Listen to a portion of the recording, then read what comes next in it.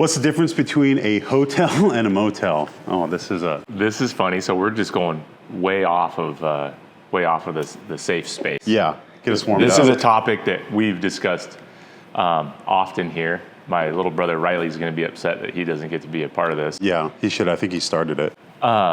So, and you're really passionate about this. So, if I remember correctly, this has something to do with how you access the facility, right? Well, I think that, and Riley, I believe, man, he's going to be really upset with this video because he's not here to defend himself. I don't have too much skin in the game here. I'll let you take this one because you're passionate. So Riley thinks it has to do something with levels like the height of the facility. And my opinion is a motel is based off of motor in, meaning you drive up to it and you walk up to your room and enter.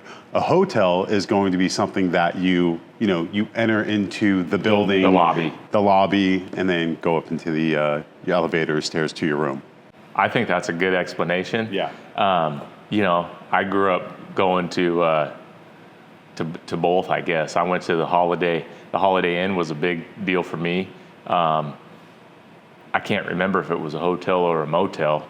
The Oasis is a motel. Okay, the Oasis is a motel in the Mirabeau Park Center, Convention Center and Hotel in Spokane Valley, which is a great place.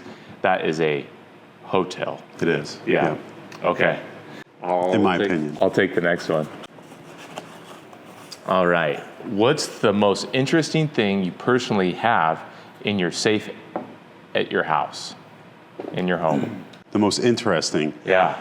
I don't know. It's not that interesting. The first thing that there's a few things, but the first thing that pops up in my mind is a little hammer Stoby gave me when I was, I don't know, gosh, 4, 5. I was pretty young. But, when Northwest Safe was just starting, we still had the sign business going out of the shop.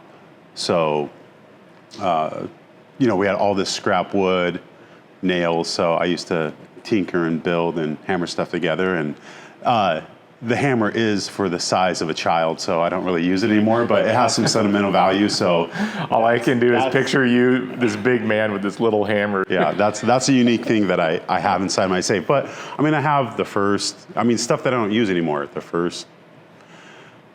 All the first. So first pocket knife my dad gave me, rifles. Cool. My first BB gun. Very cool. Those are a few things, more than one thing. So how about you? Interesting. Yeah, I guess that's tough because what's interesting to some people might not be interesting to others. Like my, the first time I harvested an animal with my bow, right? My elk tag that's just got blood all over it, notching that tag. That's the most, one of the most memorable things for me.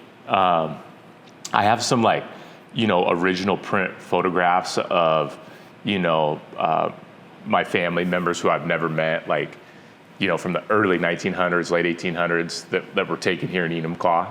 Those are pretty interesting, and those are inside of my safe right now. And yeah, I think that's probably it. All my sports, awards and things for my youth, even that hopefully I get to show my kids one day and, say, hey, your dad was decent at a couple sports. So I think those are probably they're not that interesting, but they're the most important things to me, I guess. So. This question was made specifically for Junior because we heard that you have nail clippers. Okay. Yeah, let's elaborate on that. Nail clippers, huh? So, for those of you that don't have older children, kids get to an age where they steal everything. They never put it back where it goes. This goes both for my kitchen, but I hate most nail clippers, and I have this old pair of nail clippers that my mom left, right, when I bought the house from them and they moved.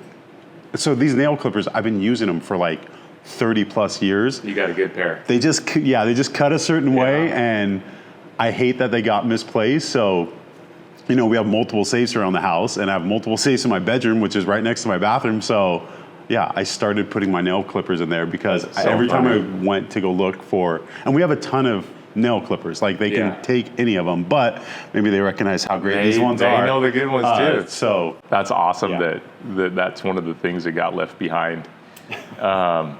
Yeah, I know I've heard you talk about how obviously phone chargers, that's something that disappears all the time. But yeah, the good old nail clippers. I mean, hey, once you find something that works good and they're made in the USA. Love it. Love it. Thank you, Christian, for bringing that topic. Thanks for joining in for the Safe Space. If you have any questions that you'd like to see on the next episode, just drop in the comments below.